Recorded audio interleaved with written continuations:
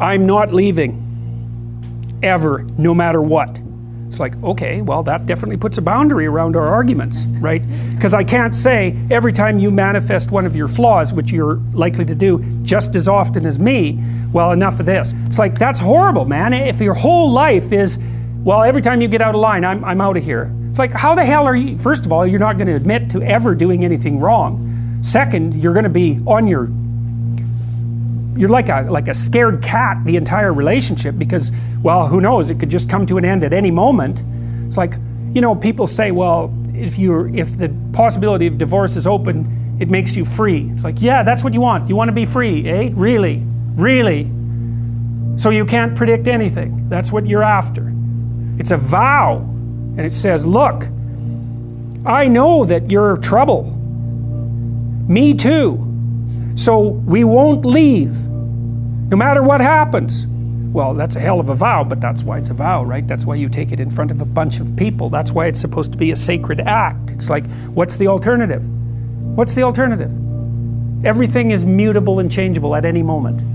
Well, go ahead, you live your life like that and see what you're like when you're 50. Jesus, it's dismal. 2 or 3 divorces, your family's fragmented, you've got no continuity of narrative. And it's not good for the kids, not by any stretch of the imagination. And so it's a form of voluntary enslavement, I suppose, but it's also equivalent to the adoption of a responsibility. And there's more to it than that. If you can't run away, then you can solve your problems. Because it might be, okay, well, I'm stuck with you. So how about we fix things? Because the alternative is we're going to be in a boxing match for the next 40 years. That's the alternative.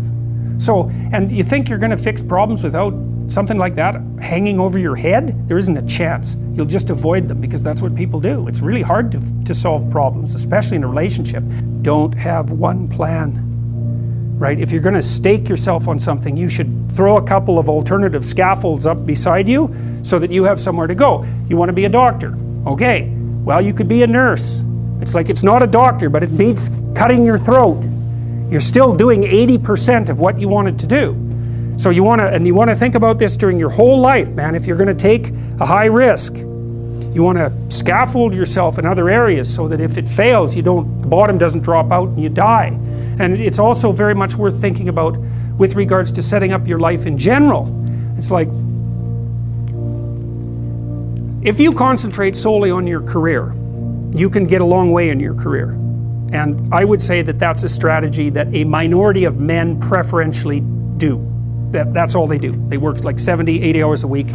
They go flat out on their career. They're staking everything on the small probability of exceptional status in a narrow domain. But it's hard on them. They don't have a life. It's very difficult for them to have a family. They don't know how to take any leisure activity. Like, they get very one-dimensional. Now, it may be that unidimensionality is the price you have to pay to be exceptional at one thing, right? Because if you're going to be something like a genius level mathematician and you want to do that or a scientist, say, it's like you're in your lab all the time, you're working 70 hours a week or 80 hours a week, you're smart, you're dedicated, you're unidimensional, and that's how you get to beat all the other people who are doing that. It's the only way. But the problem is you don't get a life. Now, if you love being a scientist and you have that kind of focus of mind, well, first of all, you're a rare person, and second, you're going to pay for it. But fine, more power to you. But it's a risky business to do that. You sacrifice a lot for it. You know, and I would say most often, if you're speaking about having a healthy life, that isn't what you do. You spread yourself out more. So, you know, you have a family, you have some things that you do outside of work that are meaningful to you and useful. You have a network of friends. Well, those 3 things alone, or 4 things alone, are plenty to keep you well oriented. And then if one of those things collapses, you know, everything doesn't go. Now, the price you pay for that is the more you strive to optimize that balance, the less likely you are to be fantastically successful at any single one of them. But you might have a very, you know, if you consider your life as a whole, that might be a winning strategy. One of the things Carl Jung said, I really liked this. He thought that men went after perfection and women went after wholeness. So they're different value, they're different There's something different at the top of the value hierarchy. So perfection would be stake it all on one thing and look for radical success. Not that all men do that, because they don't, but we're talking about extremes, at least with regards to the men that do that.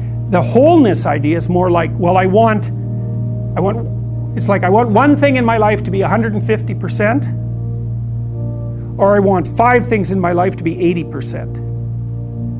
Well, there's a lot more richness in a life where you have 5 things operating at 80%, but you're not operating at any of them at 150%. So, and I really believe this because I've watched men and women go through their careers now for a long period of time, and one of the things that, there's lots of things that produce this, but one of the things that I've noticed is that mostly women in their 30s bail out of unidimensional careers.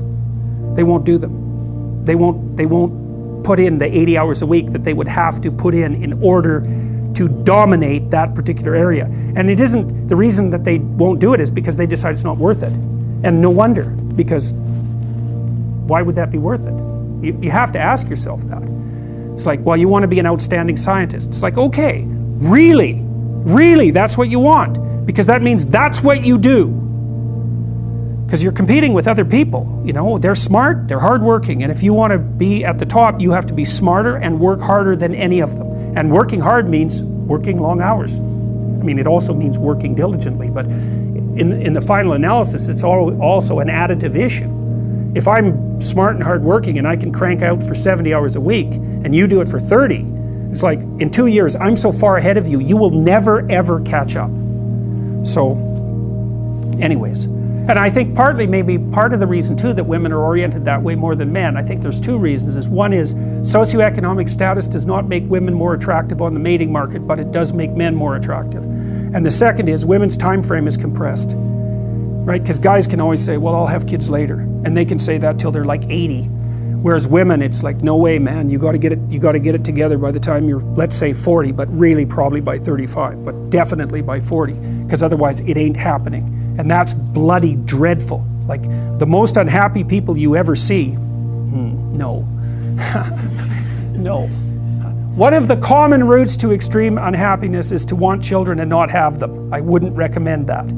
You know, you see couples who are in their 30s. 1 couple in 3 over the age of 30 has fertility problems. That's defined as inability to conceive after 1 year of trying. 1 in 3. So it's worth thinking about, because people are very, very unhappy if they want to have kids and then they can't. Man, you're in the medical mill for 10 years if that's what happens to you.